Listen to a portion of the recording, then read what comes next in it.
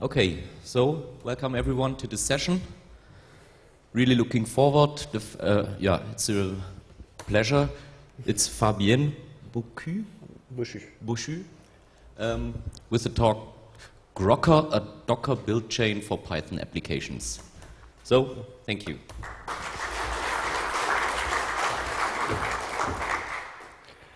I'm here to talk about Grocker. It's our build chain for build a Docker image from a Python package. But first, let's get some context. I'm working at Polyconseil. Polyconseil is a company behind Autolib information system. And Autolib is an electric car sharing services based in Paris. In fact, we have 5 electric car sharing services in the world, but Autolib is the first and the largest one. So if you have heard of us, it's probably you by Autolib.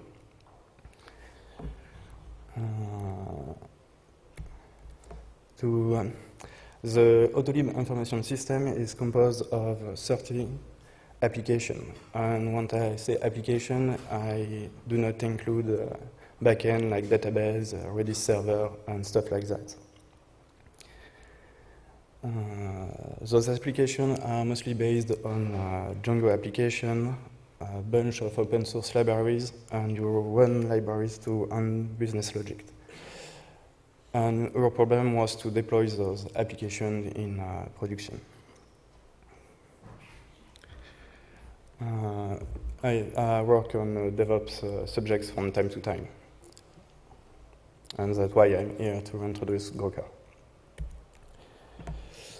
Why we build Grocker? Before using Docker to deploy your application in production, we use Debian packaging. And Debian packaging was held in 2015 for Python application. You have to edit your Debian package metadata by hand to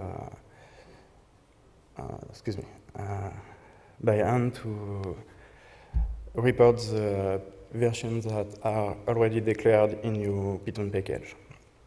In your worst case, we took 48 hours to package your application and all its dependencies. And we aim to deploy your application once a week. If it took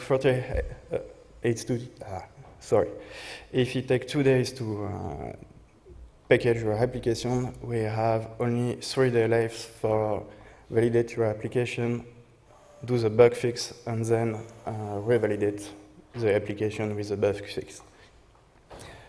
And your validation process is very long. It took about a day. It's because we have physical devices like car, charge points, and rental costs. And the device have to be manipulated by humans. So we move to Docker. Docker allows us to have atomic updates. Once you want to update a system, an application with Docker, you have just to pull an image and run it. You can't have a half-install application. The image is based on another machine, so if the build process fails, your production is fine. Grocker allows us to put multiple applications on the same server. Before, we have only one application by server, and most of the time the server do nothing. Yes, there are other tools that do the same thing as Grocker, but in a different way. For example, OpenShift source-to-images do approximately the same thing, but it starts from source and no Python package. In fact, when we start writing Docker, we do not know that source-to-image exists. Grocker comes from many approaches we try. The first one was to use pip install on the production server, but In fact, we no use this approach because it's too dangerous.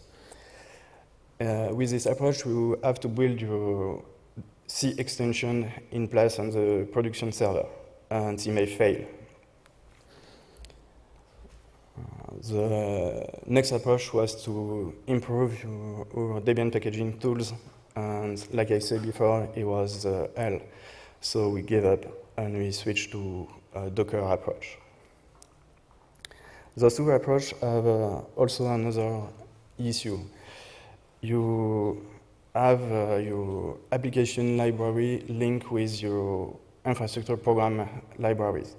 So if you want to update one of your libraries, you have to be sure that your application and the infrastructure program works with the new version.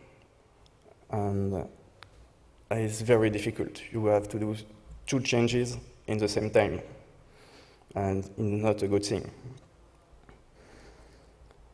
The next approach we tried was to use Dockerfile. But with Dockerfile, we have to install your build dependencies, install your application, and remove your build dependencies in one layer. Otherwise, the image size will be very big, more bigger than accepted, because Docker do not delete file from.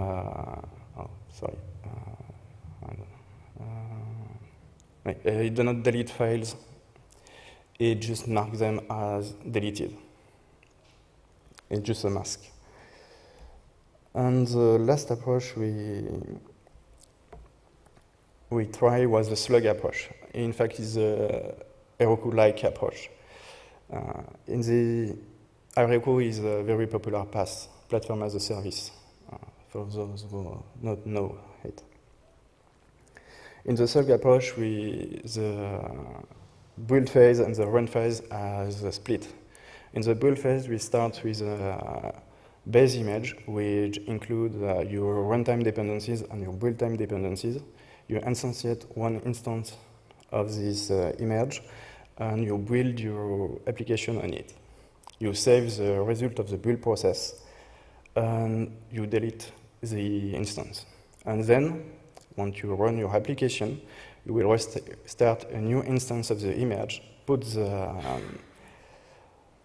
result of the build process on it, and your application will run in your new, it's a new instance. Yes. The approach have a problem. You have one big base image for all your application, so you cannot have an application with special requirements.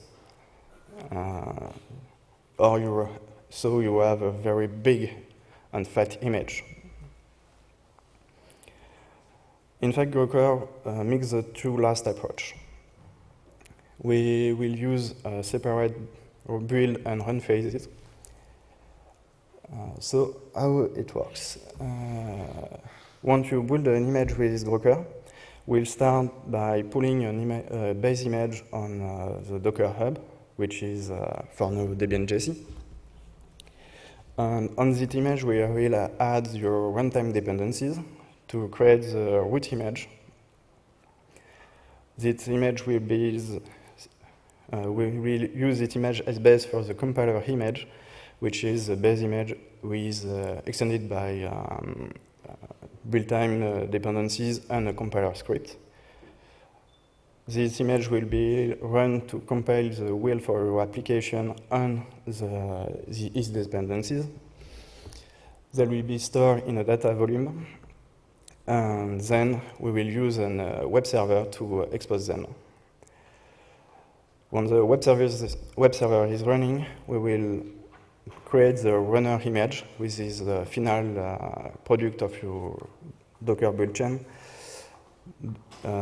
from the root image, and we will install the wheel we have been pre-compiled by the compiler image.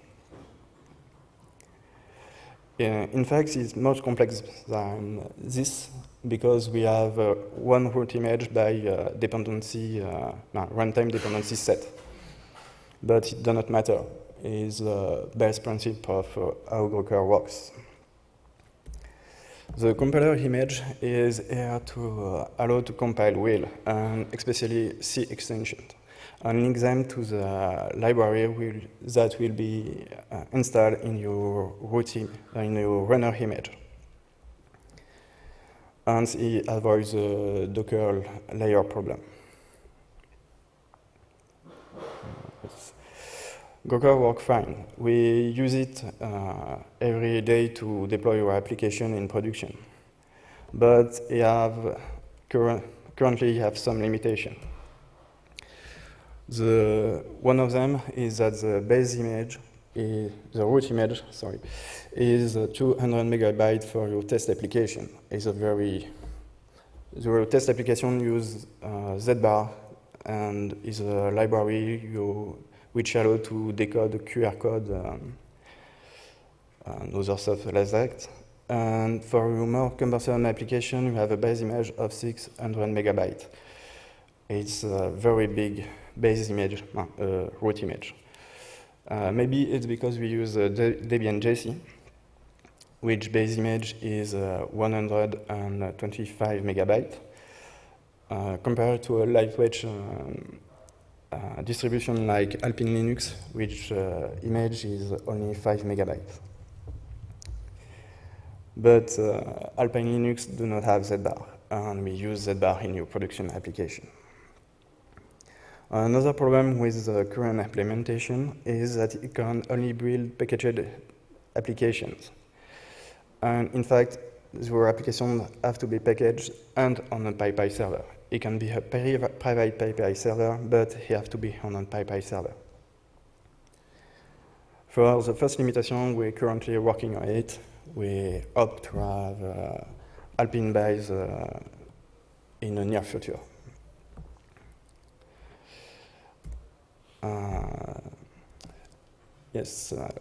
So how to use it? It's very simple. You just have to install Docker, pip install Docker, and then write on your command line Docker build your application name, $, and your application version.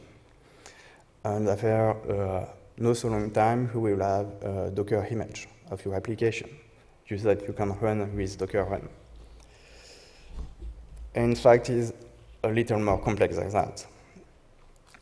Your application has to be packaged, and it must use Python 3, or at least be compatible with Python 3, and do not have runtime dependencies. So IPython is a good example. Otherwise, we have a config file that allow you to set build dependency, runtime dependencies and build dependencies, and other stuff like that, or you can use config flag. If you read carefully the example, I use one of them. I set the entry point to IPython. So, like you can see, is the IPython that is running once you start the Docker image. By default, Docker uses an entry point named Docker runner, but IPython don't have it.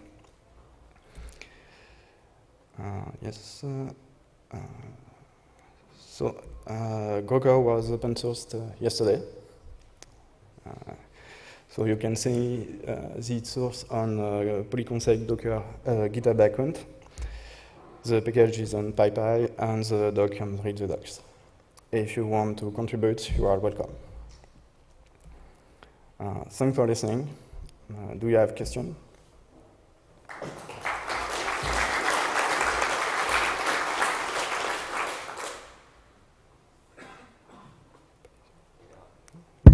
Any questions? Okay.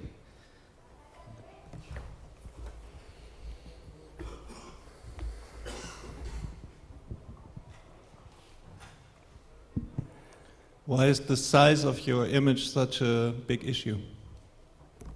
Can you repeat? Why is the size of your image such a big issue? I mean, we have also Docker images, but they are way bigger than 600 megabytes. Because we want to use a path. So if we do not know where the image will be pulled. If a node of your path die, For some reason, you have to pull on your image. If it is 1 gigabyte, is a very long process. If you have smaller image, the response will be faster.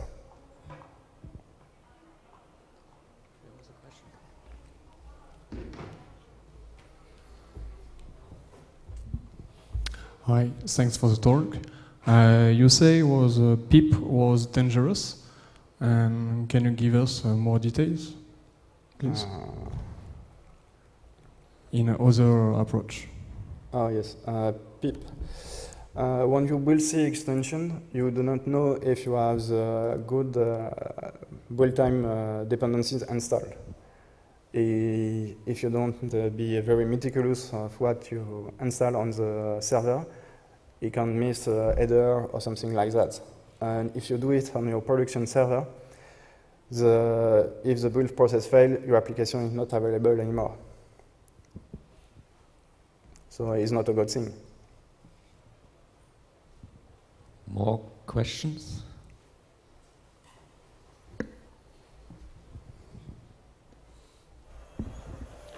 The config file you talked about, what kind of format does it support? The configuration file you can supply. Oh yes. What kind of format does it support? Formats. Is a YAML file. Maybe I have an example somewhere.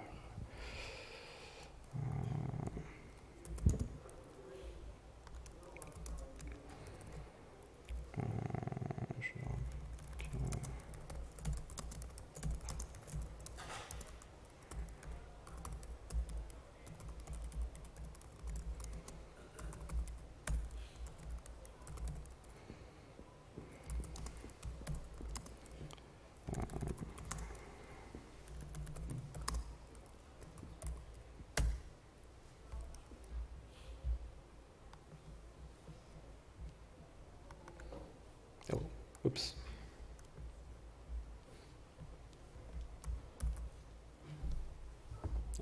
Is very small, but I don't know how to increase the size. The part the config file for your application is here.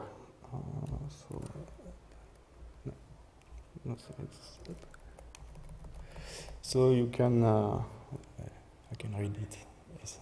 You can set your library, your volumes, your entry points, your ports, I think.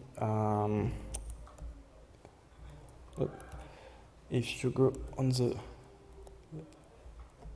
oops.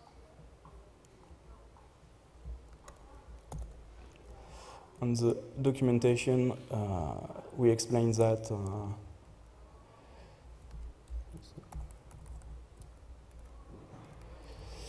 on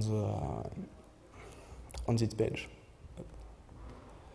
So you can say, you can put dependencies that are just runtime. For dependencies, you can say that it's just a runtime dependencies. Because, for example, we use GDAL, libgdal for, I don't know, but it do not have binding a C extension. It's just use C type or something like that. You can have a dependency with one runtime dependencies or a list of runtime dependencies, build time dependencies, sorry. More questions? We have time enough? No? Okay, then thanks again.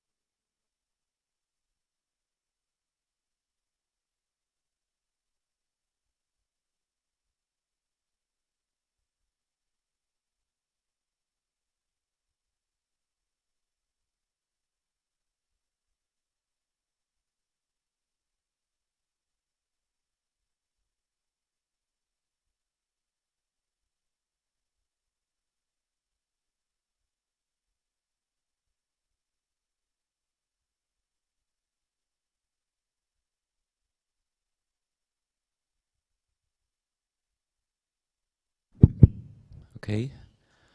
The video is ready? Okay, so let's start. Now we have two speakers, Kukan and Peters, about algorithmic trading with Python. Very interesting. Thank you.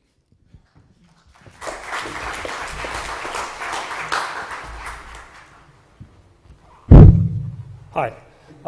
This talk is on algorithmic trading with Python.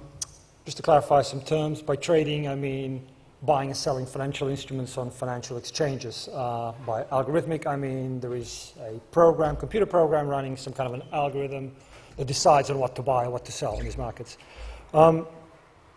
In Winter Capital we manage about $35 billion using a platform primarily constructed of Python or largely constructed of Python.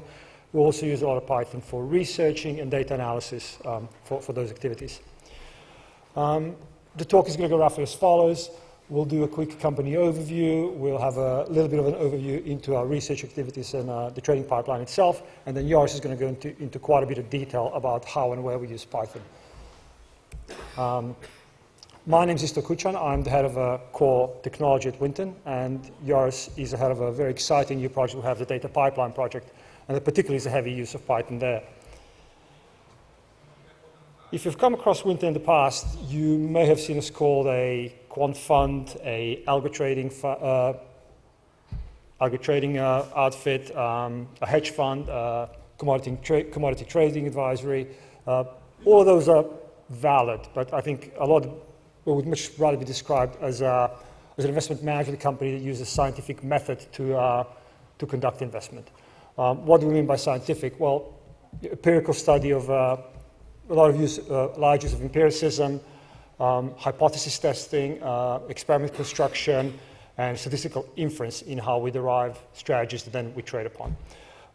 We have around 100 researchers, which is about a quarter of the company, typically with a background in academia, academics, ex-academics, or postdocs.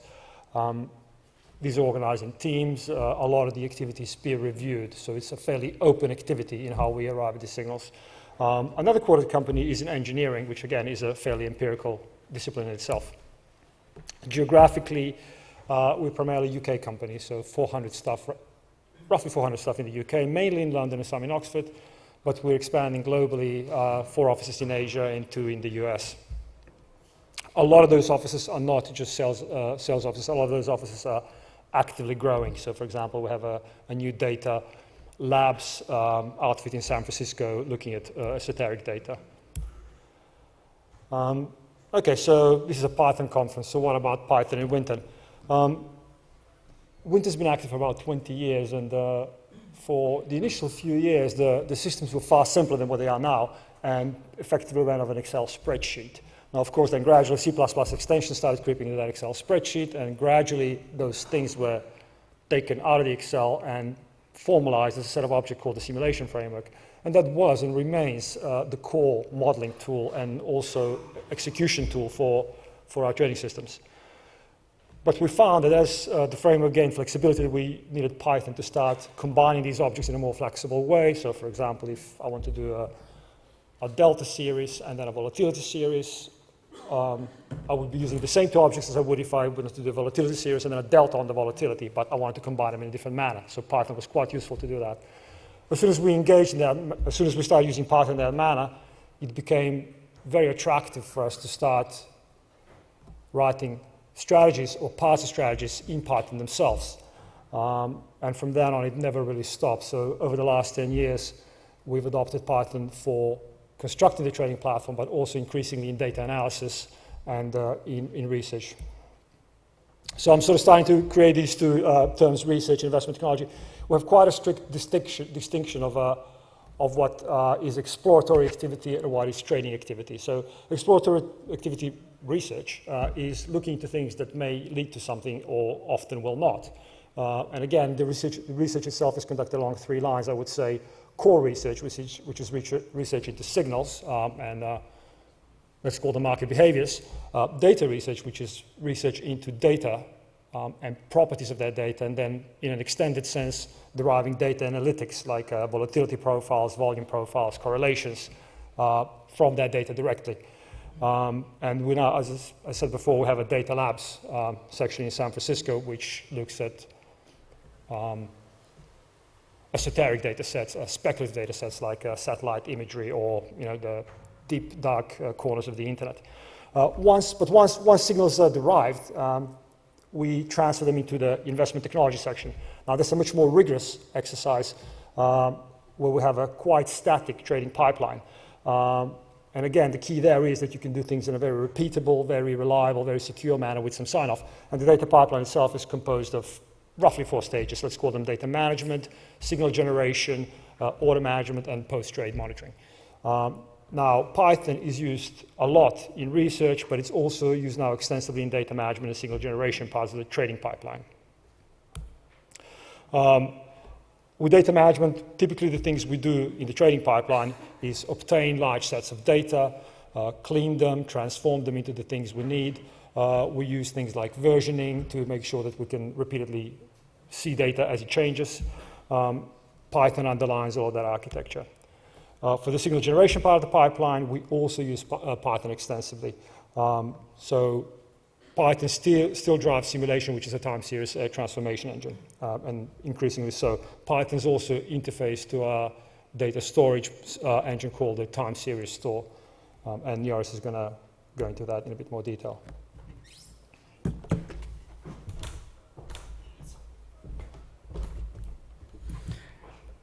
Right, so I'll give a bit more detail about how we actually use Python, some low-level detail, where exactly it sits in our stack. So the main reason we use Python really is because it presents quite a friendly face to research. Our low-level code is all in C++ typically, so execution, our simulation platform. It's not something you want a researcher to write, so we expose all our codes, all the APIs are typically in Python. There are a few other options, but Python is definitely the main choice. It's not just for research, because it's such a nice and programmatic interface. We use it for monitoring, typically to serve as a web service as well, and directly in signal generation. The reason we chose Python is it's extremely well known. It's very easy to learn. If you don't know Python, probably not too long before you do. And it has a lot of, comes with a lot of support for data analysis, visualization, so it's quite nice to, as a researcher, just to get all that, batteries included. So this is a fairly large-scale overview of our trading pipeline. There's a few kind of core principles to it. The whole thing is event-driven, so something happens which causes something else to happen. In this case, for example, we get our data, for example, from Bloomberg. As soon as the data is there, automatically we construct our equities prices or futures prices. Once that's done, automatically all our strategies kick off. And that kind of event-driven flow sits really at the core of the winter technology these days. And then we have, as Istok mentioned, the simulation sits at the right bottom there. So whilst our Winton is pretty much a graph, it's a real-time graph, it just sits there, all services listening to stuff happening. But we have the simulation, which is kind of like an in-memory offline graph. So essentially it's really catered, it's really designed to do kind of time series analysis. So you kind of spin up a trading system, that will kick off one of these simulations, you run them, you can tear it down, you can serialize it, and that's kind of the other main technology that we have. So I'll give a bit more detail about both the real-time graph, which we call Comet, and then the kind of simulation strategies to test simulations, backtest simulations, which is written in C++. First, simulation. It's written entirely in C++. It's been going on for about 10 years now, I think, right after we moved away from Excel, pretty much. If you just ignore the left-hand side, it's kind of similar in concept to what these days appears, things like TensorFlow. So essentially, it's kind of like a graph. It's very well optimized. It's, in our case, strongly typed, so you can just not feed everything in everything. You have to, it's strongly typed data. There's an example there of a graph. It's quite a simple one. 2 data sets, 2 data series feed into something like a formula. It can be the sum of these 2 series, and then you calculate that thing. Now, that's all running remotely on a calculation server. Typically, these things can be thousands or tens of thousands of assets. You don't want to run that on your local machine. We run that on big calculation servers. But we expose, on the left-hand side, the Python client. So any user, any researcher can just connect or launch or spawn off any of these simulations, connect to it, and has full control over the remote simulation. So there's actually an example there on the left. It's a real Python script. So the first thing it does, it starts the remote session, which is going to cause one of these simulations to be constructed and launched on the server. Then it constructs these 2 time series, and it constructs a formula, and then it calculates it. That's the only thing you have to write, and you have full control over the simulation. This means researchers don't need to know any C++. Anything they need really is in the simulation. It comes with it. It comes with training systems. It comes with universes, all the kind of stuff we need. And essentially gives them fairly high-level control over anything they need to do. A little bit about the technology. I'm not going to go too deep here. The Python bindings are extremely lightweight, so they don't know anything about simulation per se. As soon as they launch a simulation, they get everything they need from that simulation. They populate your Python client with all the objects. The classes are dynamically generated. The objects are spawned into your namespace. If you create new objects, they are created both on the remote client and on the local client. Essentially, it gives you full control locally as if you were doing it remotely. It's very friendly in Python, so all the data is returned as pandas series, data frames, all that kind of stuff. One thing you can't do with the simulation bindings is, whilst you can control the graph, so you're kind of limited to these things like formula or value-based series or universes or particular trading systems that technology has implemented in C++. What you can't really do this way is if you have a complete outlandish trading system that you want to try and you want to kind of plug it into this graph. If it doesn't fit this kind of formula or data, then you're kind of stuck. And for that, we designed embedded Python. So what you can actually do is, in Python, write one of these objects that run directly in the simulation graph. So from then on, anybody can launch them remotely, run your trading system, and you don't have to write any C++. You can just contribute your Python code and everybody can run it. It wouldn't normally go into trading, but this is more intended for rapid prototyping. A researcher can pretty much build their trading system in Python, test it in the simulation, which means they can backtest it from 1970 to now. They don't have to write C++, because there you might often have to wait like a month or 2 months for technology to actually implement it. That's not a really good turnaround. So they can just build their thing, run it, test it, and if we're happy with it, then we can still implement it in C++ afterwards. That's kind of the idea. It's definitely around the rapid prototyping, although some of it is actually in trading as well. The technology there is, unsurprisingly, the C++ executable hosts a Python interpreter. We use Boost Python to do the marshalling. All the data is exposed as in NumPy, so we use the NumPy C API for performance. Yeah, essentially you got full control through this embedded Python for making your own Python trading system available in the C++ backend. It's extremely powerful. So that's kind of simulation. As Istok mentioned, we have this problem that we need to shift lots of time series back and forth. There's an enormous amount of time series to be saved. We have hundreds of thousands of assets. You need to be able to very quickly load and write these to a database. Things like SQL are way too slow. Because we do so much historical backtesting, we have to load all the data for 300,000 securities from 1970 to now in memory or distributed, and then write the results back. So what we designed, at the time when we started this, there wasn't really a good alternative. So we built our versioned and deduplicate data storage, which is, I'm not going to go into too much detail, but it's a columnar format. So it essentially is super effective for storing lots and lots of time series and lots of columns very effectively. They're typed. It's backed by MongoDB. That's kind of an implementation detail. Anything that can store something from key to a binary blob would have worked. And really key is that's immutable data. So one thing we don't want is once you've written your data frame, if you do it in Python, all you want is to get exactly that data frame back. We don't want the data to change. If you've written something, it can never change. You always get it back exactly like that. That's it really at the core of our strategies. Obviously, if you're testing a strategy, you don't want the data to change underlying. You kind of want reproducibility. You want to know exactly what you did. You want to be doing that forever the same way. So this time series store is really revolutionary. It actually opened up a lot of possibilities. Technology there, kind of the same pattern again. So we tend to do something low level in a really optimized way, C or C++, and then we expose all kinds of high-level libraries to make it more accessible to users. So the store here is backed by MongoDB. There's a C library that sits on top of it, and that kind of deals with this columnar storage so that we can essentially store it very effectively. And then we built very thin libraries on top of that, C++, C#, and Python here. We're building a JVM one as well. And essentially these can be accessed by different kinds of technologies. C++ would typically be the simulation, but a researcher might use the Python library. And rather than having to deal with this kind of low-level columnar storage, a researcher can just put data frames in there. It will get translated into C arrays and then get given back to you as C arrays as well, as data frames. Yeah, so small implementation details about how we've done this. We use the C function, the foreign function interface. And the nice thing is that it's such a friendly Python interface. You give it a data frame and you get a data frame back. You don't need to know about any kind of table formats or type conversions and all that kind of stuff.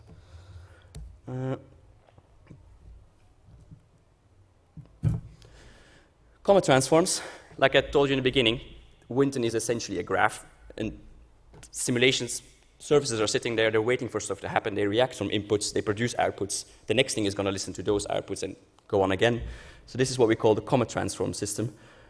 It's microservice based. They sit waiting there on topics, on a topic from a bus. It's Kafka actually.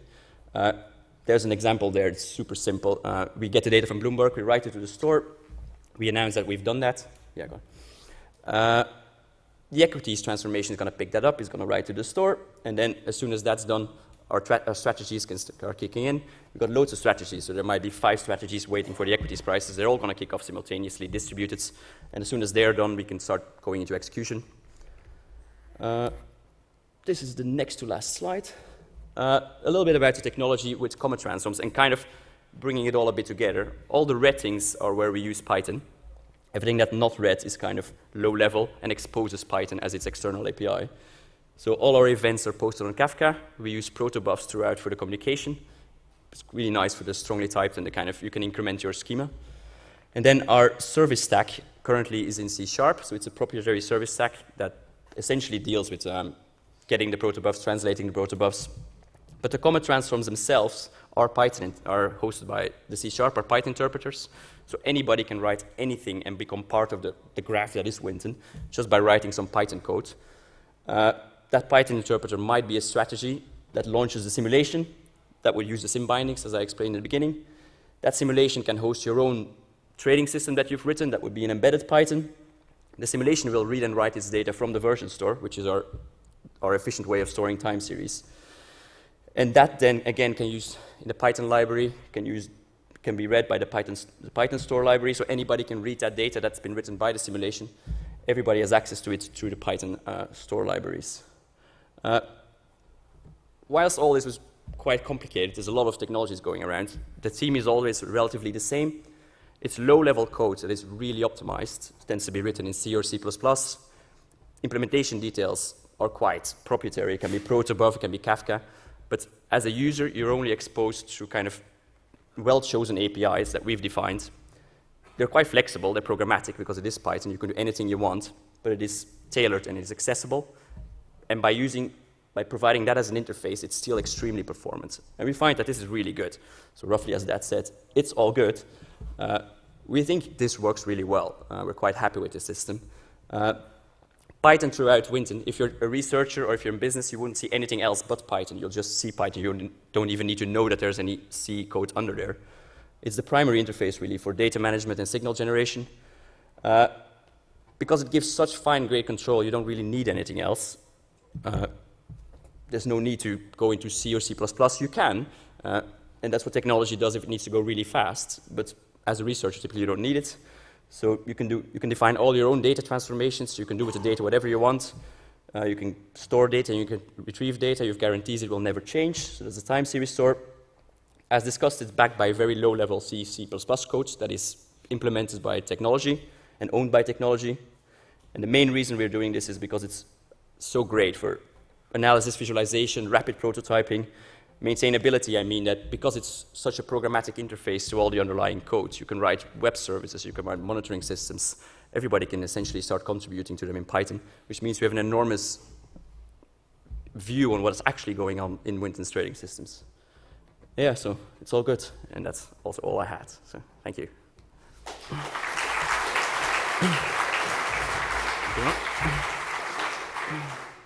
Yes, 1 minute left. Yeah. Okay. Oh, many questions. Okay, so I just start from here.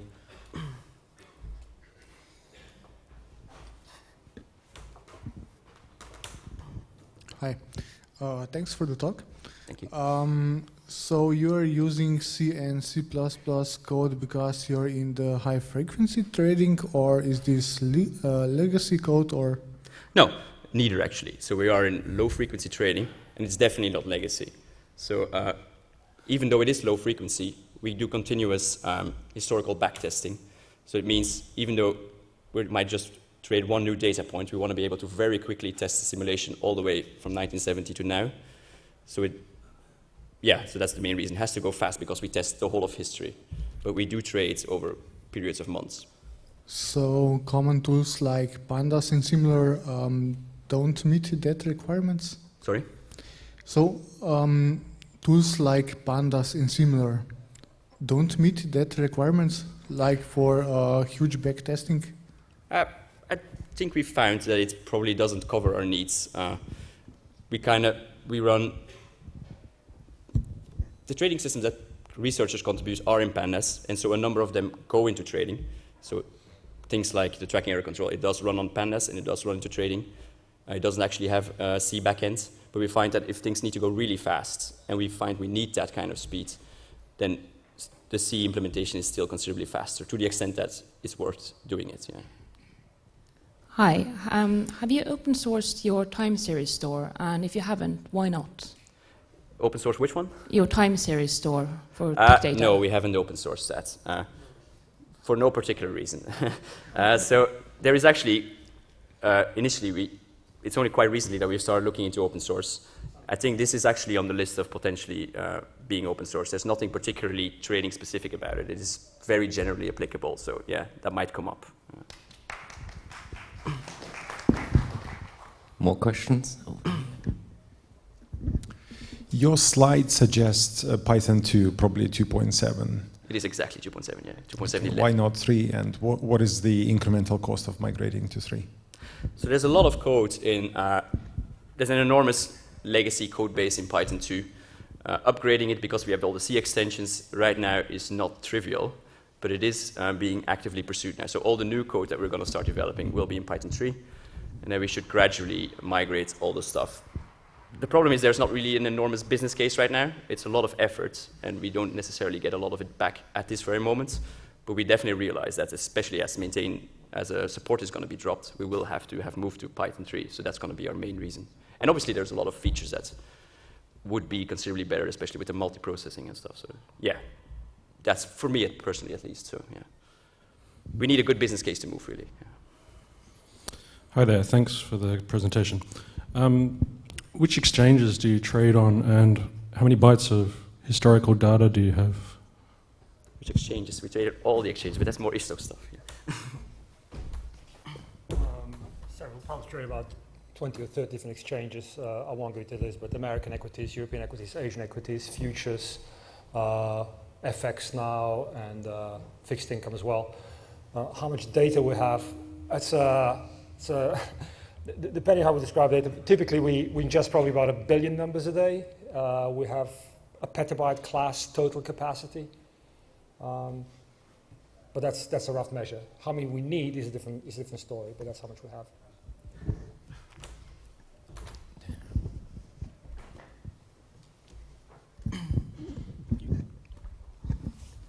Thank you for your great talk.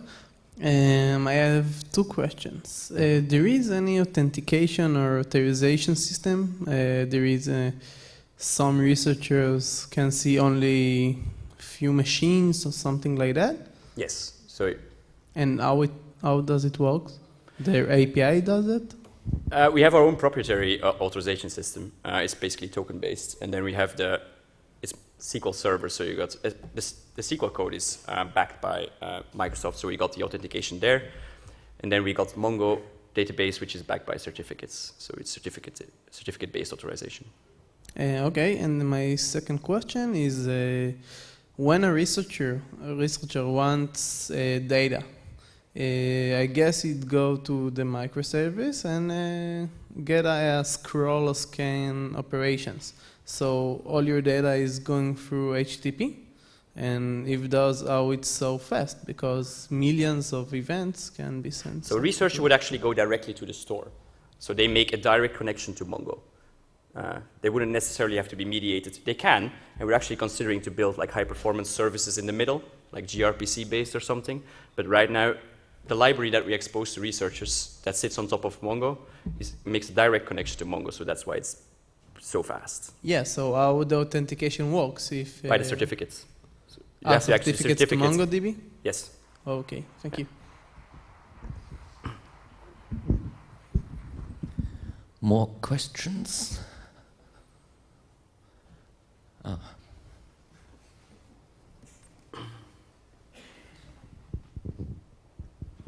Just a barely semi-related question, but have cryptocurrencies or anything like that crossed your radars yet? Crossed our radar and then left it, I guess. It's not something we do, yeah. Thank you. More questions? We have still some time. I have a question. Mm-hmm. So, if nobody... Okay. What's the real... why is there a Kafka thing and a protobuf? So what's the issue with this one? So there are no other arrows than just this one? Kafka is then the message bus there. So you see the message bus at the top there. We use Kafka to back all our events. So we have pub/sub style events, which mean any consumer can kind of connect to any event that happens. So we needed a pub/sub message bus essentially. We chose Kafka and we put protobufs on the wire because it's strongly typed and it's actually fairly compact. So if we need to send lots of data over it, then Kafka plus protobuf is actually a really good combination. So essentially, Kafka sits really at the core of Winton. It's all the events go to Kafka and everybody can chip in. Can you give an example of such an event? So is it a trade or what is it? It's at different scales. An event that can be announced is where Bloomberg says, I'm done. I've actually downloaded Bloomberg data. Go find it in the store. But at a lower level, actually, we do send every single piece of information across Kafka as well. So that's before this. All the data that we ingest, that we download, is streamed over Kafka. And then depending on who's interested, it can be stored in Mongo, it can be stored somewhere else. It can be actually transformed. We can run tests on it. So all the data goes over the bus as an event itself as well. Yeah. Oh.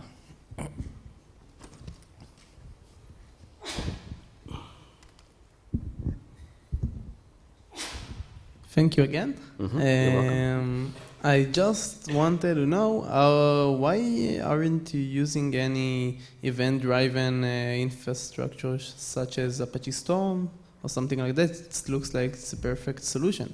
It's possible, yeah. We are actually investigating things like Storm, Spark, Flink, all of them. Do you have something to say about that? We're a company that's 20 years old, so there's a lot of technology that comes on the radar that, of course, you would immediately like to have, but you can't because it takes time to migrate, and you need a business case to migrate as well. So something being new and sexy is not a business case. Of course, having 35 billion under management also means there's a lot of risk.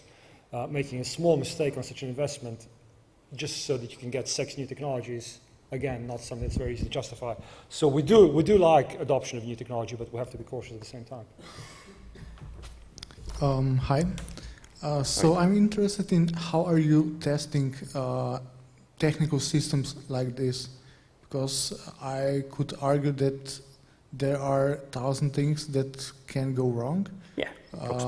It's a distributed system. It's a real-time distributed system. So what's your approach to testing? When I say that initially we gain so much by the immutability of data, that's definitely one thing. If you know that your data is not going to change, then you don't have race conditions about this might need to write before this reads. So immutability is definitely one of the core principles. And then everything is strictly event-driven. It's strictly a DAG. So it means that because everything is defined by the events, you can write extremely good tests. The whole history can be reconstructed from the events of Winton. More information. All the simulations are run every day for the entire history. So, for example, if we run a simulation today, we'll compare the simulation up to the previous point, let's say yesterday, and we'll make sure that in every single data point in the entire history of the simulation is the same. And the incremental daily step is also usually human verified. There's still some human interaction, not because it's needed, but because it's a sign-off process. So there's a checkpointing process that's human. More questions? Yes.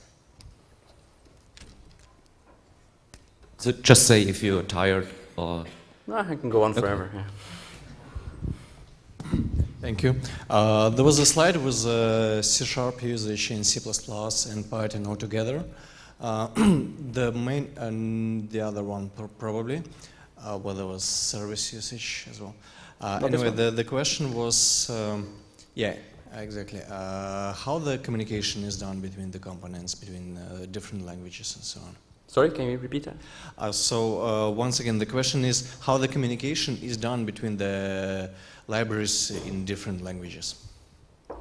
The communication between the libraries or between the company? Between the libraries in C++, in Python, in C.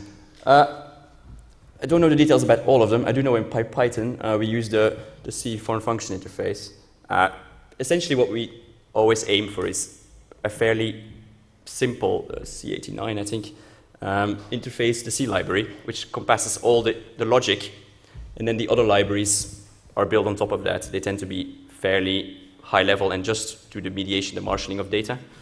So all the logic tends to be in the lowest layer, and then all the other layers are just representing data in something that is useful for the language itself. Does that answer it roughly?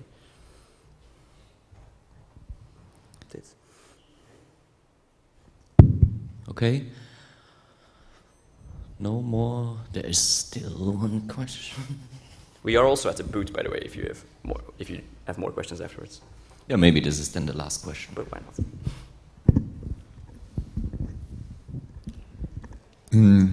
Hello. I would like to ask you if you save some pre-computed data in the history, say some signals. Say you take the source data and like compute something from them from all the history, or you like recompute everything every time, every day? Yeah. So that's what Istok alluded to. In order to make sure, and it kind of fits in with your question, in order to make sure that nothing has actually gone wrong in the meantime, that no kind of bug has been introduced, we rerun everything from history, from the beginning of history pretty much, to now, to yesterday. We check that everything is exactly the same, and only then do we allow the newly generated point to go through, yes. So it gives us an enormous amount of certainty that, yeah, nothing has gone wrong. So you don't have problems like with the immutable data that they can change because you improve your algorithm or find some error in the algorithm? It can happen, and then we re-baseline essentially. So if we do introduce a change, it has to be in a controlled fashion. So the only thing we want to avoid is uncontrolled change. But of course, if there's an improvement, then we will re-baseline the system, yes. Thank you.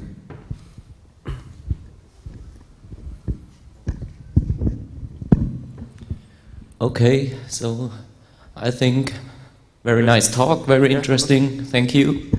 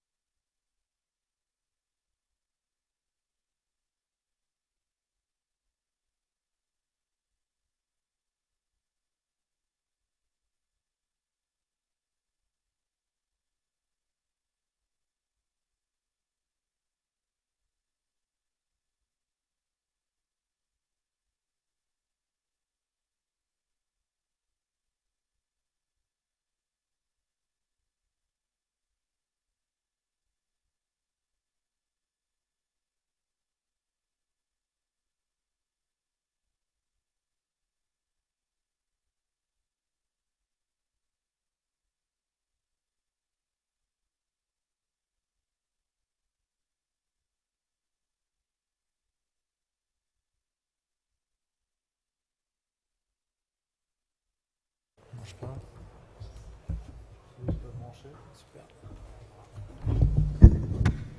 Il marche? Il marche. Ok. Shit happens.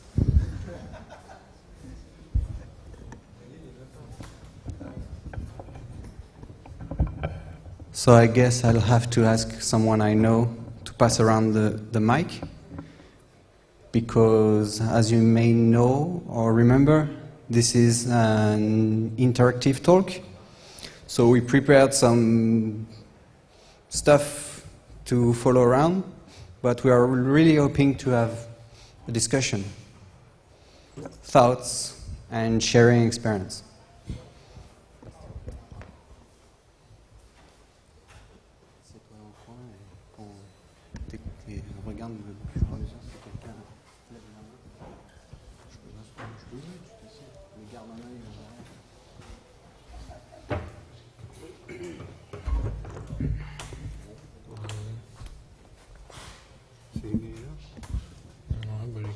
Peut-être attendre. Ah bah il marche même. Ok.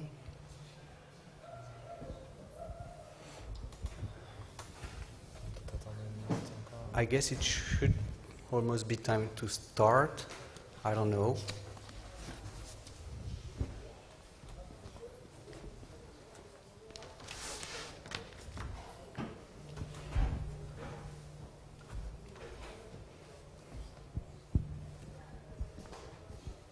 All right, I guess you all agree that we'll now proceed.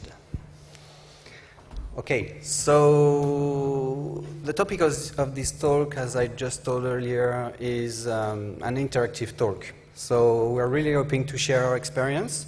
Why did we want to make this talk? This is Ramnes, I'm Ultrabug, and we work at Numberly. That's where you can find us if you want later discuss things with us. But to get back on the title of this talk, it's about what happens when shit happens. The main thing in our job, daily job, we run some pretty heavy throughput web services and that gather data for our customers. And we can never be down. Downtime is not acceptable, and losing data, which is another story, is not acceptable either.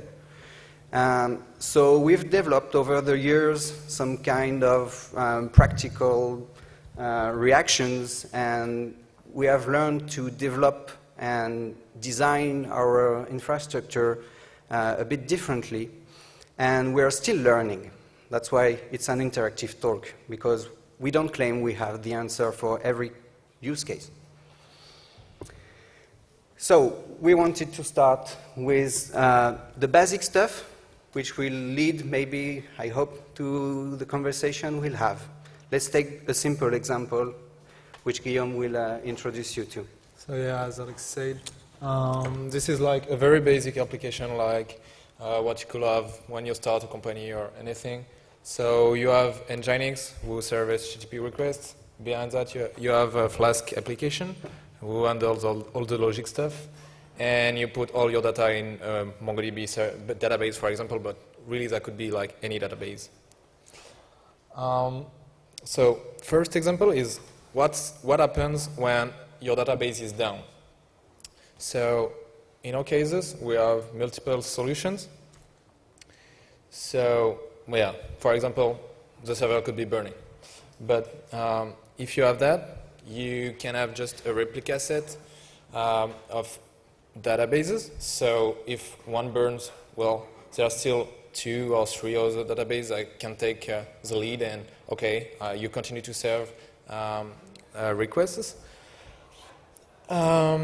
Something else that could happen is that you miss some resources. For example, you don't have RAM anymore. So if you don't have RAM anymore, well, you could trigger some automatic kills, like with UWSG, for example, do that. You can just say in UWSG, okay, if that process takes more than, I don't know, like 1 gigabyte, okay, kill it. You could use C groups, like with Dockers or anything, just to say, okay, this process just have that amount of memory. If you don't have any disk anymore, like if the disk burn or if you have big failures, what could help is a RAID 1, RAID 10, anything. Basically, never run in production a web application on something that doesn't have a RAID really. Another good thing you could have is a distributed file system, like NFS or anything. There is a lot of things you could have. This is a good idea for some use case. For some other case, sometimes it can add some other risk, but that's a choice to take. If you have a server overload, like the database can't handle any more requests because it's already like at its full throughput, well, there's not much you can do except monitoring it, so you know when it happens, and scaling horizontally, so you just add more servers, so you can handle more requests. So if you have like some other ideas or some remarks about that, don't hesitate to tell us about it. Like Alex said, it's really an interactive thing, so go ahead.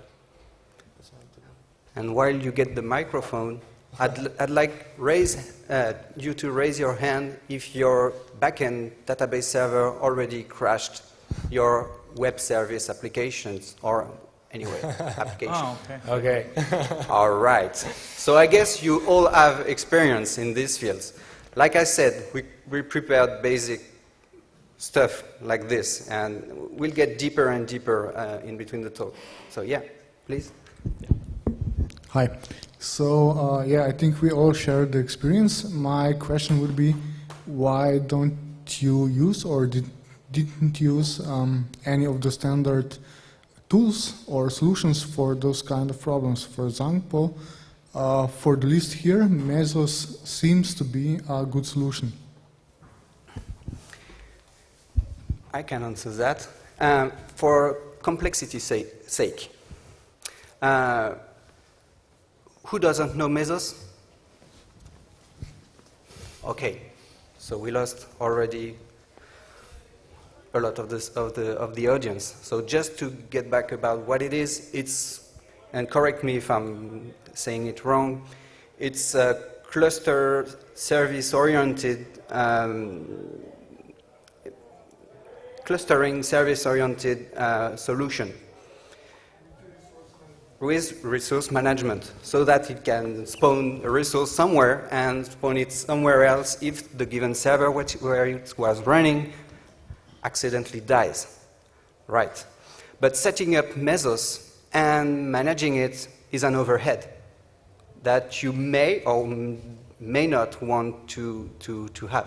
Kubernetes is also the same kind of thing by Google. Google platform runs on Kubernetes, and it's also maybe a good solution. It depends on the architecture. Here, yeah, we took a basic example with no automation whatsoever.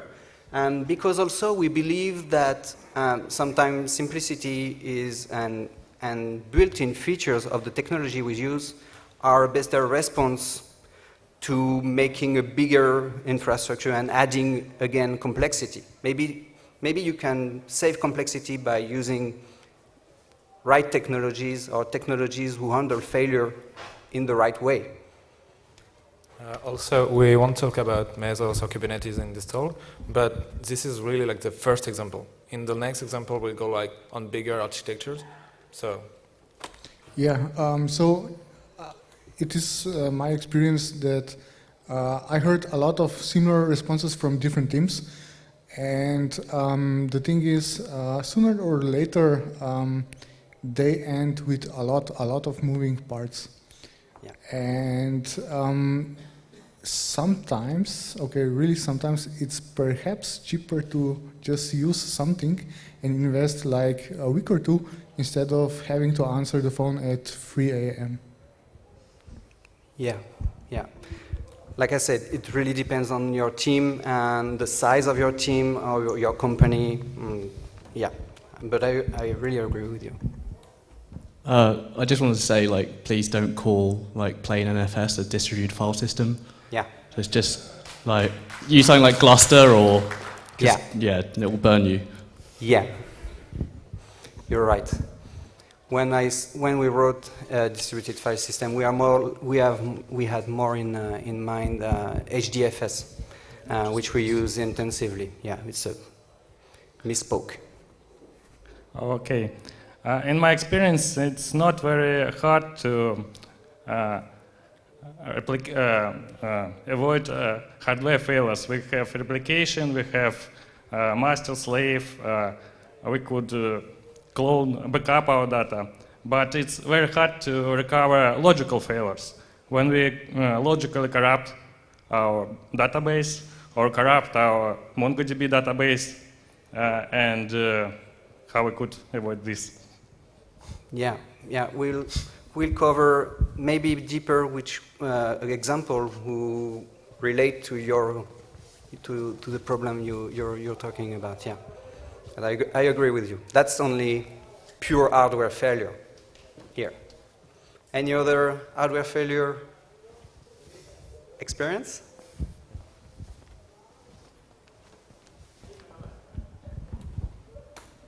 Hi, so I forgot to mention that mostly with this kind of homebrew solutions, I noticed that they end up with a much more complicated architecture.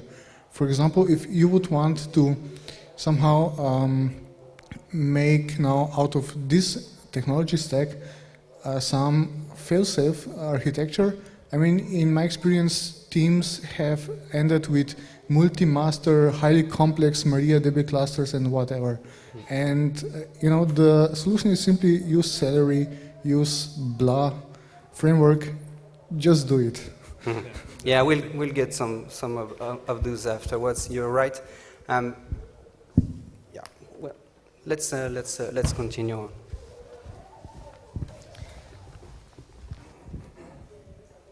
I don't know if I'll be contributing much, but just an anecdote about hardware failures. On this one project that I was only briefly, we had this big data center in Verizon or Amazon or something, but it was in one place in the world, and a tsunami hit. We'll talk about this later. Yeah. Okay. No. Keep on. But then we thought we have to have another one on the other coast of US. Sure. Stuff like that. Sure. Of course, we'll get to that as well. You just want to see me walking. Yeah. That's because you said you were tired earlier. No, actually, I was. Oh no, or you're. No, actually, I was a little bit late because I was stuck in the EPS meeting. Sorry. That's fine. These are all server things, but if you have just servers, you're not reachable, so the network is missing, and network is a big problem as well. Thank you. Also, hardware can fail there. Yeah.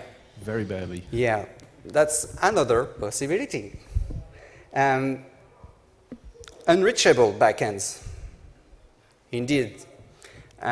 That's maybe what occurs most than a burning server, actually. The first thing that comes to my mind with unreachable backends is a sysadmin guy who tripped over the cables. True story. I'm sorry. Not me, man. Anyway.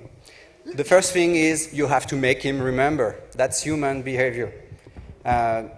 So maybe find a forfeit for it, an Hello Kitty keyboard for 1 week, whatever you want, but you have to make him remember. On the hardware side, you can handle also switching and switch failure. The easy answer to this on Linux, for instance, but it also works on Windows, is use network bonding.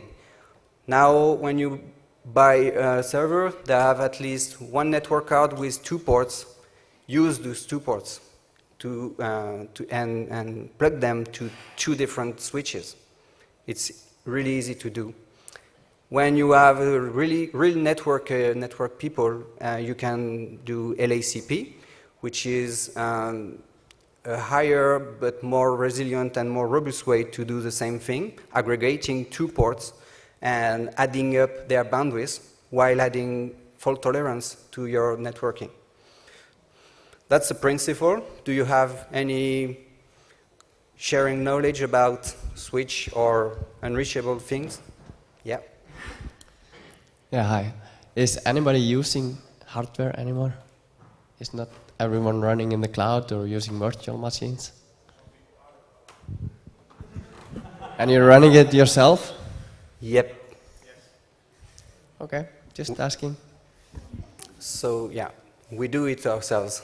So yes, we buy everything, we host everything ourselves, and so we have to take care of these kind of problems. Yeah. And we use Gentoo in production. Yeah, we use Gentoo Linux in production, which maybe a lot of you haven't heard about. We are some kind of crazy people. When I say we're used to shit handling, maybe it's part true. Any other thing to share about network resiliency? Well, okay. Now let's get a bit deeper in the stack. Having a fail-proof stack can also help when it's not about only the hardware part. On Nginx, there are 2 things I like to use mostly. Is that in Nginx you can handle backend HTTP errors. Like your upstream gets back to you with a 500 error. What do? Do you pass back this 500 error to your client, or do you try to handle it nicely? I'll show an example of this. If you don't know about this, it's called name location in Nginx. We use this a lot. So when something bad happens, you can see on the bottom error page, whatever it is. We will change the error code to 200 to mask it for the user, while still serving some kind of pixel, because this is a pixel service. And we can even handle, if there was a redirect get parameter in the URL, we can still redirect the user to the correct page, even if our backend didn't or made something terrible. So that's the kind of little trick, location and error page handling can really save you from facing, hey, 500 error calls from your clients. And we use it quite a lot. You can also serve from cache. So Nginx has caching capabilities. You can say, okay, if I get an error code from my backend, I will just serve a stale cache response. It's pretty handy as well. On your Flask application, usually you can also use stale caching, which can be handy. If your database is down as well, you can have some answers in cache and serve from stale cache. It's better to answer something than an error code. And then you can have multiple techniques to not lose data. This is more focused on not losing data. Spooling and task deferral in the basic way is the way that you get some data from your HTTP call, and this data is very important to you. You don't want to be asking your client to send this data twice. Even more when, in our case, it's navigation data, so it's a browser and users browsing a website data. We can't have this data back. Spooling it means that whenever we have it, we are not forced to immediately insert it in database. We can take this data, write it somewhere on disk, and have another process be fed with this data and insert it in a safe way. So if your backend is down, it just can try on over and over inserting this data, while it was a long time ago since you responded to the client. That's deferral. There are also message queuing technologies, such as, maybe you heard about it already here, ZeroMQ, RabbitMQ, which is more resilient, and stuff like that, that can help you get data and make him into a task. That's also the Celery philosophy, which is using RabbitMQ as a message broker. The important thing here, to me and to us, is don't send back error codes to your clients, even if you, unless you really have to. Depends on what you're doing, but you can handle them, even on higher levels of your infrastructure. And don't lose data. Don't ask your clients to send again this data. You have ways and means to handle these kind of failures as well, and to not ask for it. Do any of you use any of those techniques? 2, 3, 4? What techniques do you use?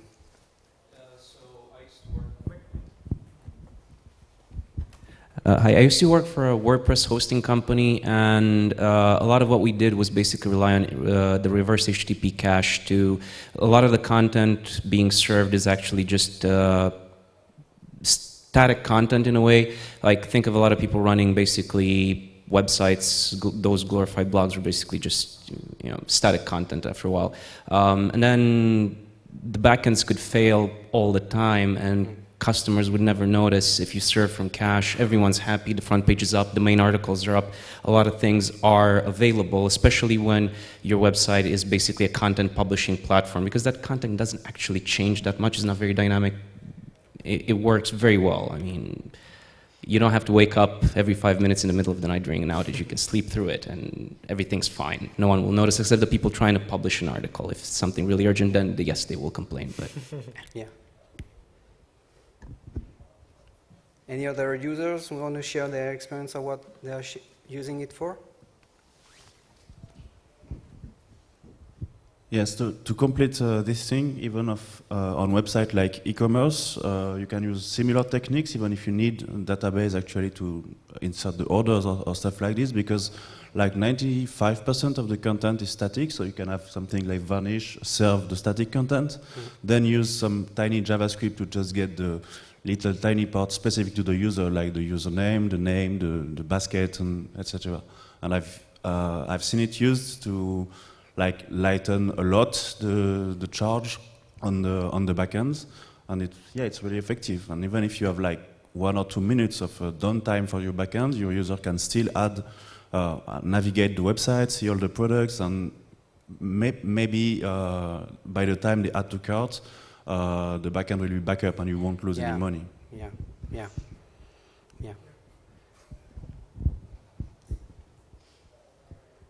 Anyone else?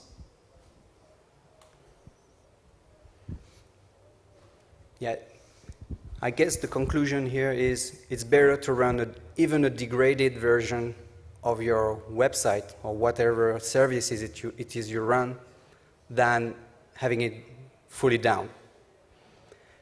It depends on the use cases. Yeah, it can be argued. You want to argue it? Come on, we are here for it. Yeah. I want to hear the counterpoint. For example, if you charge money from client, it's better to say, I cannot, than take money after several hours. I guess even that can be argued. No, I'm joking. Yep. So the next thing you can do is, of course, clustering your application. So if one of your backend is down, or one of your database is down, well, it's still working. So the bad thing is, even with a load balancer, there's still a single point of failure. So you can always go, you can always get more redundancy. Like even if you have 2 load balancers and 2 apps, then the whole data center can go down. So you have to get another data center. So it's kind of an infinite loop, but yeah, redundancy is cool.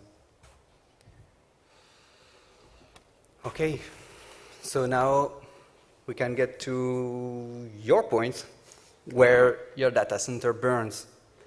Yeah, this photo looks pretty bad. I don't know if it was photoshopped or if it's an actual photo, but I was like, oh my God. I don't want to be the sysops coming back after the fire alarm in the data center room. On the upside, actually, it's pretty simple. Have multiple data centers if you run them yourself. If you use the cloud, like it's been suggested, in Amazon you have this notion of availability zones that you should use. Make sure you do remote backups, whatever you do, and test them. In France, we had a recent story where a big company lost its customers' data, and they thought that they had backups because they were using backups and remote backups, and when they tried to get them back up, yeah, it can be said, it failed. There again, I don't want to be the sysops over there, and you don't want to, I guess. On the IP routing and connectivity stuff, you have BGP, Anycast stuff for having a single IP address accessible all over the world. Something I appreciate also is DNS health checking. For this, we use Route 53 on AWS. I don't know, who knows about Route 53? Okay, not so much. It's a DNS service from AWS where basically you can have geo-distribution based DNS responses and add to those DNS records a health checking. So if your data center or whatever happens is down, one of your IP to your web service is down, it will not be answered from DNS queries anymore. It's pretty handy and cheap as well. On the application design, you have to think about geo-distributed applications. Who runs at least one geo-distributed service here? Okay, so I'm not talking about too much people, but still, it's a very interesting thing to do. As a developer, it's a real challenge, and as an ops, it's a real challenge, even when you want this service or this kind of, when I say service, it can be a database service available all around the world. It's also a nice thing to try and achieve. Anyone had this kind of problem already, where they were relying on everything in one place? Yeah? What happened to you? On the whole data center. Power. Yeah, so obviously I'm not an administrator of network of some kind, but I was, I seen this all. So our main service was located in one data center, and it failed power, and it ended up just in 4 hours of outage, complete, nothing worked. Crucial infrastructure was located there. So we just dialed up our clients and said we're sorry, nothing. And yeah. afterwards we apparently distribute. Yeah. What time did it take to distribute the whole thing? I would have to ask my administrators. Yeah, but I know that certain steps were carried out. Yeah. You can just add a little bit because just how easy terrible stuff can happen to a data center, especially if it's not like a big company, like a small data center or a service provider having a small hosting area, because I used to work in a kind of the same environment, and basically so many things can go wrong. We had a story, I won't name the company, but basically it happened overnight, and the night shift who was monitoring the object, just everyone fell asleep suddenly. and they missed all the alarms. And basically, when the morning shift came, all the temperature in the server room where we had a lot of our customers hosting the services was like 70 degrees. We opened all windows and started just to try to get some air there. But basically, a lot of things can go horribly wrong. So choose your data centers carefully and try to really get more of them if it's possible. Yeah. Contracts with your providers. One. Yeah. But I'm just relating to the contracts to your providers are not enough, usually. And even providers say like 99.9999%, but not 100%. So. Yeah. Luckily, this was a data center that was only used for the development, but we had an air conditioning that was running really hard, and it leaked water into the power outlet that was behind the UPS. So no more uninterruptible power supply. It proved that it was interruptible. It was down for 2 days. 2 days? Yeah, it was a major problem. Yeah, you have to call your clients in the end. Indeed, so I guess this must be very hard to explain. I don't want to be in the sales department at this time. The problem with separated, distributed locations is not when it goes down, but when things come up again. That's right. I've had a few times where services came back up and we had both of them active because they couldn't see each other, but the rest of the world could either see one or the other. Yeah. And then people start using it, and when they see each other again, then one of them has to decide to be slave again, and weird things happen. Yeah. That's called the split brain situation, where your brain doesn't know anymore because you had usually two peers. That's why in clustering in general, and in everything you should do, is that always be at uneven numbers. And you already know about the voting strategy. Okay, if I am in a disconnected situation, who is down? I am, or is my peer down? If you have only two peers, you have no way to know. You have at least to have three peers to be able to know. If you can't reach any of the two other peers, you're down. That's solid, pretty solid. It's not always solid, but it's pretty solid. At least always think in uneven numbers, always, whatever you do. Yeah. Okay? So theory is great, but sometimes real world problems are a bit more complicated, and it's not always like DevOps stuff. It can be like really coming from your code. That's what we are going to see. So one day I was working like normally, doing my stuff, and one of our market guys came and told me, "Hey, Rames, the client says he can't authenticate on the server, on the website. Something's wrong." I was like, "Okay, I'm going to check the logs." This happened like maybe 10 times per day, so okay, let's see, maybe something's wrong. So I SSH to the machine, I look at the log, and everything's okay. So, well, the client is wrong. Whoop, what did I say? So yeah, the client must be wrong. So he goes away, and I'm happy. Something like 1 hour later, I'm still working, and the guy come back and tell me that it's still not working for the client. So I'm exhausted. All right, I'll check the code. Maybe something's wrong. Then I look at my application, and I see that.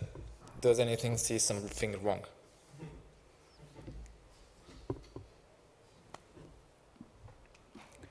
So after 30 seconds, I noticed that the send email function can fail. So if the email function fails, well, it returns, okay, it works. So, yeah. My conclusion to that story is that you have to know your code. Like, infrastructure is great, but code can fail too. Even if you don't like the guy who wrote the code, even if you don't understand the code, if you're a maintainer of something, you have to understand what you're doing, and you have to refactorize when needed. Errors should never pass silently. That's from the Zen of Python. Well, and yeah, don't always blame ops guy. Sometimes it's easy, like, okay, that's not my fault. It might be another server thing. So that's why the DevOps thing is great. So you can like really understand what's happening on your server, even if you're just a developer at the origin. And the other way around is true too. So, do any of you had similar situation? Or did you? What kind of really weird things happen? Okay, now it's going to be brave for developers to raise their hands here. I know. I had a silly situation where a similar thing where they're saying, "Oh, this isn't working for the client. She's trying to like do all these things. She had a really odd workflow." And so I was thinking, "Hang on, this is all working. All the tests are passing." I go onto the website and I'm looking, thinking, "This is all working fine." And I ran all the tests and it's all working fine. And what I didn't really realize, it took me like a week to realize where she kept on coming back, to the point where like I use NoScript, so I'm happy using the HTML backend and everything's working fine. What I didn't realize was if you enable the JavaScript uses a different API, and that's the thing causing the problem. So make sure to eat your own dog food and use your own API. That's like, it looked like it was working, but I didn't write the code, so it's fine. Yeah, but in the end, you were responsible. Yeah, that's, yeah.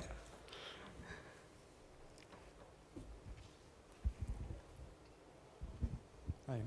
Right in Python, we get used to the libraries we're using raising exceptions. A really common one that doesn't is memcache. Pretty much every memcache library will return 0 instead of raising an exception. So you need to wrap it or do something like that, but there's 4 or 5 places I can think of in different projects that we've been working on where we trace back something to like, why isn't anything working? It's because we think memcache is working when it's not. Yeah.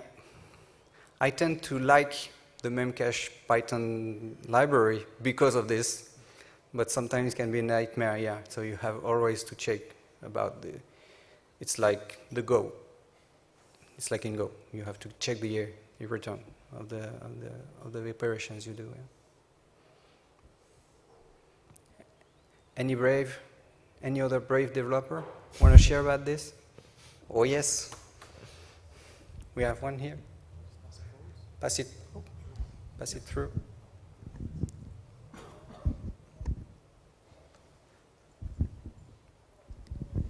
Yeah, so my example is not related to Python really, but to PHP. Yeah, I know. Who thinks it happens more in PHP? That's brave developers. But for my defense, I am not the one who wrote the code. But there is a very nasty thing when you try to auto-load some file class and you have a syntax error. Then if you do not handle this properly, then PHP dies, returns, and the web server returns blank page with 200 OK. And no other way to debug this issue. That's a nice one. We ended up at the WordPress hosting company where I work, we ended up writing some code in the reverse proxy that would detect these sort of situations, the white pages, and alert us to it, just because it's such a stupid default. Why would you return a 200 when something's wrong? And yeah, it's horrible to monitor for that. Wow. I have to mention Python break itself this rule. For example, hasAttor hides attribute error exception. and sometimes it can make very strange things.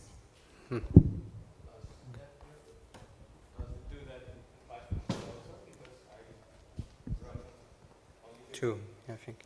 Switch to Python 3.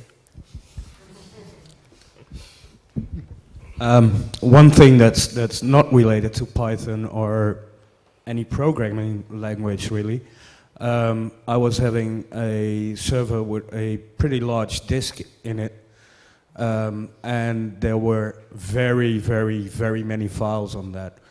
And then suddenly a developer called in and said, "Hey, I think the disk is full." So I go, "Look, do a DF," and no, it's not only 10% used. And he says, "Well, I can't write any files anymore."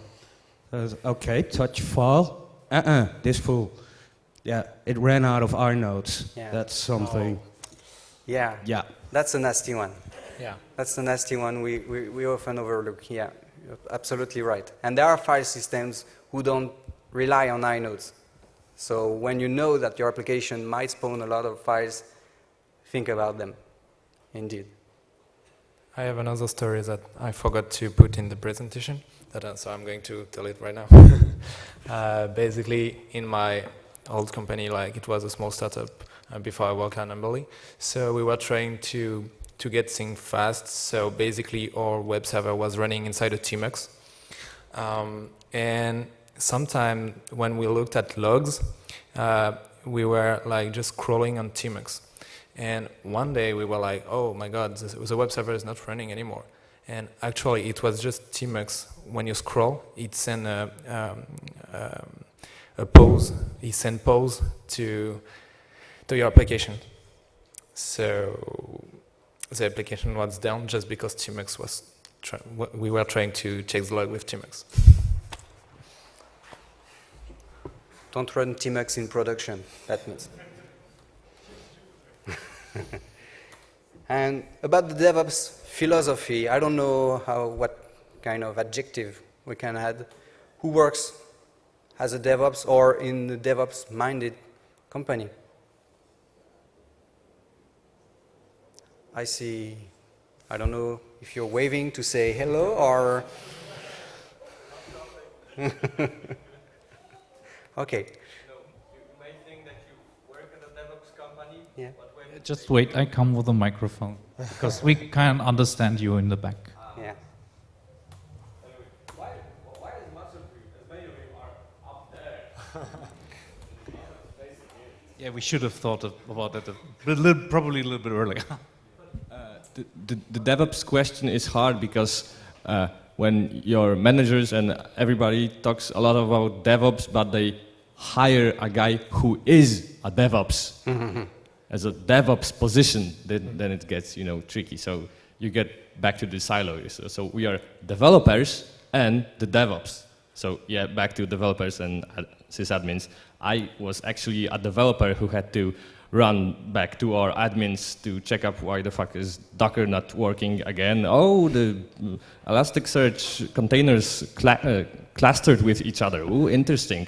So in that sense, I was a DevOps because I needed to worry about the code and about infrastructure mess ups. So yeah, it's a tricky word. Yeah, it has a different depth depending on where you stand, indeed.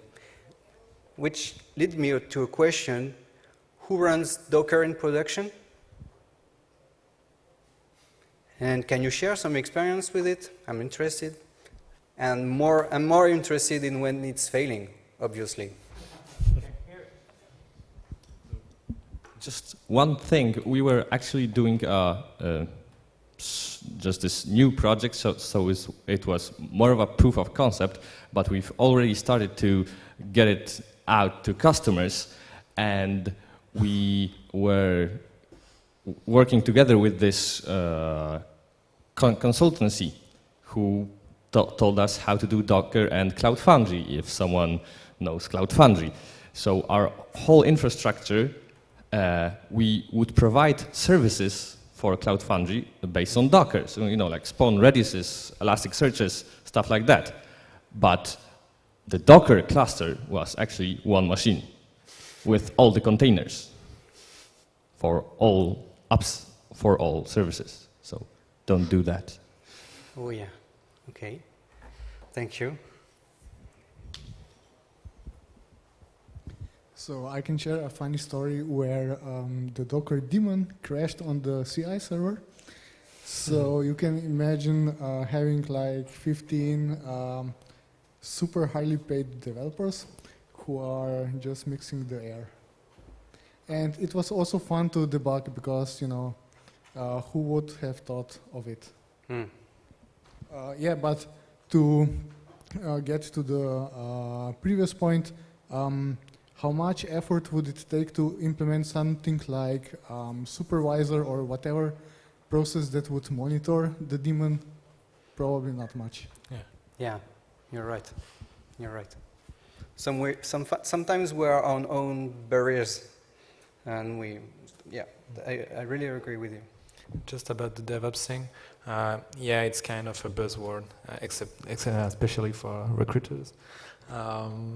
But how we see it at Normally is really like not a single person being a DevOps, but really a team where you have, people who develops, people who make mobs. That's the thing here.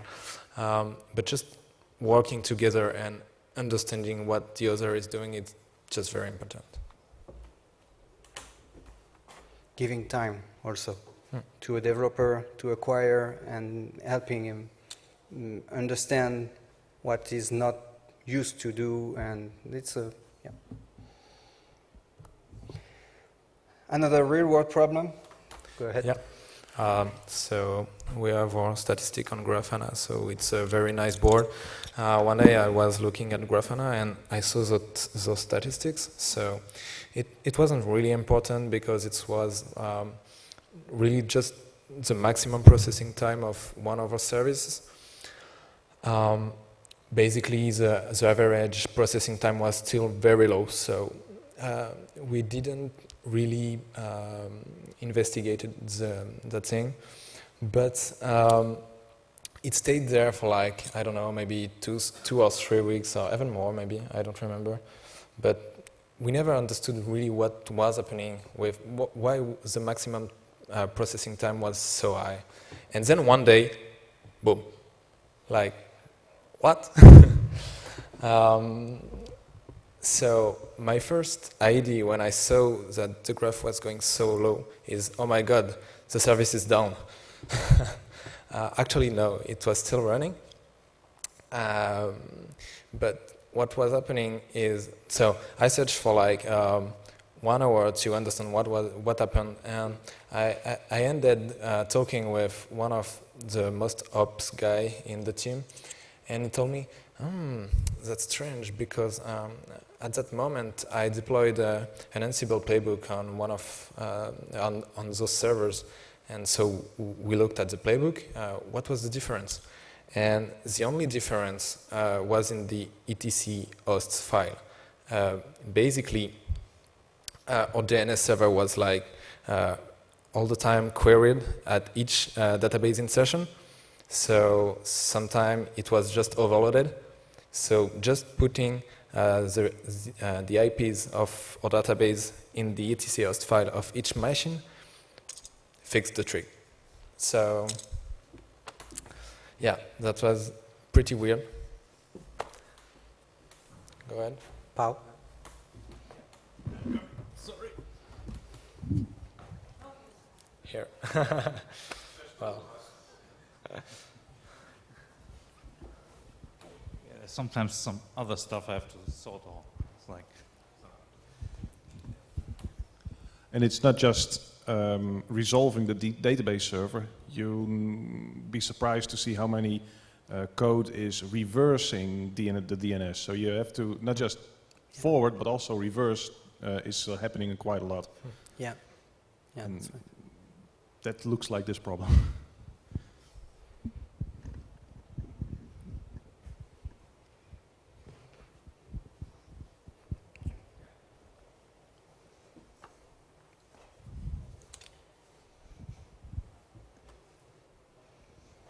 To be honest, we felt pretty stupid with this one as well. And this one is pretty interesting because 2 days ago you made a presentation about using console. So Yeah. Sounds very contradictory. Yeah. And the question is, have you tried to put a local DNS cache, I don't know, a bind 9, something like that, and a TTL around 30 seconds, a minute, something like that? Would it make the trick? Yes, absolutely. What's embarrassing with this is that we also lacked consistency in what we do. You know, on another type of infrastructure, we have local DNS cache, but there we didn't have it. And when Guillaume says the ops people were working on the Ansible playbook, is also to start normalizing all of these. So yeah, so maybe we think that we have something in production and it's running for so long that nothing can happen to it, and we tend maybe sometimes to forget about its resiliency or performance, or just applying the latest of your knowledge just for the sake that it's running. I don't care, or I don't need to bother so much unless something weird happens. In this case, it was good news, you know. We were satisfied with this shitty processing time. But on another type of application, it might be not so. So I think that one good trick is to always profile your applications at least once. And I recently used VMProf from PyPy guys, and it actually just slowed down my service at around 5%. So it's actually viable to just switch one instance and check what actually your code is doing. Actually, in that situation, I profiled the code, and I didn't have the same results as Synod's Grafana. So that's why I was like, what the fuck, like, it's not working as it should. And that's why it wasn't really important. So like I said, we just let it go, and well, it was a good surprise when it was fixed.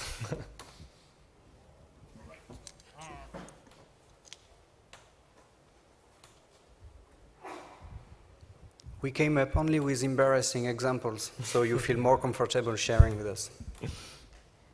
I have a comment regarding performance monitoring tools. You really have to configure it properly. We had a situation that response time was, average response time was between 30 and 60 seconds, and it was caused by uploading files. For example, 5 gigabytes files was uploaded by few people, and it increased the average response time. In the same kind of problem, sometimes our metric server goes down, and then we think, oh my god, my application is down, but no, it's still running. Yeah. Who is not using a metric system? Who doesn't do metrics on their applications? Who doesn't have this kind of graph? Nobody. You all have it. Okay, I see you again. Waving people. Question. Yeah.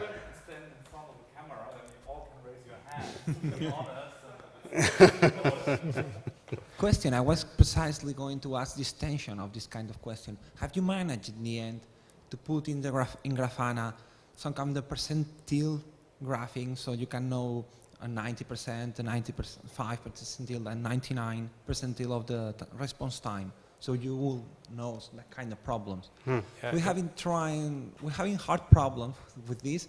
In the end, we are deploying Prometheus plus Grafana, and using that with Elasticsearch and Influ, we are having a lot of trouble to really calculate the 99 percentile or the 95 percentile. But have you managed to do this? Basically, we just show what we use in general is a comparison between the current day and the day 7 days ago. So it gives a good idea to, is it normal or is it weird? And in using Carbon and Grafana for the visualization, you also have the annotation feature, which is good, where you can have a bar on your graph saying, okay, and you can plug it to your deployment or continuous delivery stuff. And so you can have a bar on your graph saying, okay, from this point on, this is version 2.1. And then you can do also matrix comparison related to code deployment. It's pretty good.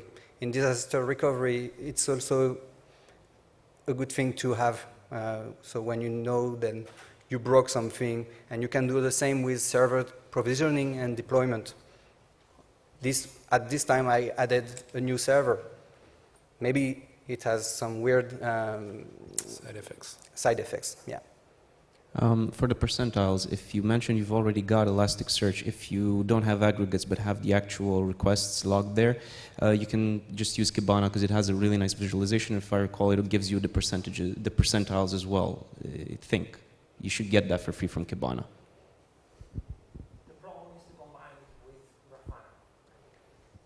The answer is the problem is to combine it with Grafana for the remote audience. Did anyone come with a question? I guess we have. Yeah, we have 4 minutes left. 4 minutes left, so open discussion now. Question. Okay, this is tricky.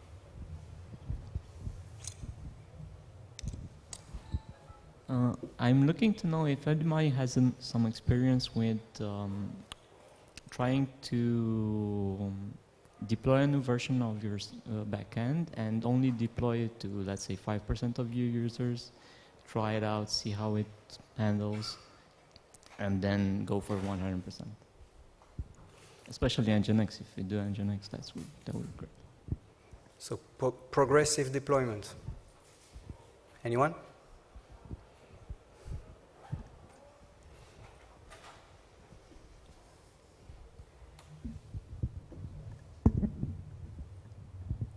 Thank you. Well, yes, for the same company I was talking about a bit sooner, about the e-commerce, we were always rolling up the traffic, but it was with HA proxy in front of, I think it was HA proxy, then Varnish, then Nginx in that order. And like the new servers were rolling up like 10% traffic on the new version. Then we had the software error monitoring and all the metrics on this server. We were checking that like the response time was not doubling, etc. And after a few hours, a few more servers were joining, and at the end of the day, all the traffic was rolled up on the. I don't know if that answered the question. Depending on your stack, I can relate. We do a lower level of this. We run our Python using USG. And in USG, you have this feature where you have, it's called touch chain reload, where your workers are reloaded one by one after, and USG will make sure that the one that is reloaded correctly before reloading the others. So it's a good fail-safe, low-level deployment trick. And on a side note, if you are really, really committed to trying canary releases, which is usually an canary release where you put the bird and try the mine, or if it's poisonous, try Kubernetes that resolves this problem in a very reliable way, but it's obviously very, it may be too much complicated for your case, but it has exactly this kind of procedures. When you say, I have a rolling deploy strategy, when I want to keep a number of pods, which is your application deployed, and in an hour, put it began to increase the number. Yeah. Kubernetes, this feature in Kubernetes is very nice, yeah. But Kubernetes still doesn't have else check, right? Kubernetes still doesn't have else check, right? Yeah. Health checking. So, yeah. Oh. Okay. Great. So yes, it has. Okay. Thank nice. you. So Okay. that was one of the really bad things that avoided us to go to Kubernetes. Okay, great. Readiness check. That's right. Thank you, Paul. Yes, I want especially thank you because this is like an interactive format, and it's a little experiment. Just like to have not to have only like one-sided talks. Just like to have a new direction. I want to thank you for like taking a leap of faith. In the first year we tried this, so I think please give these guys an extra hand, please.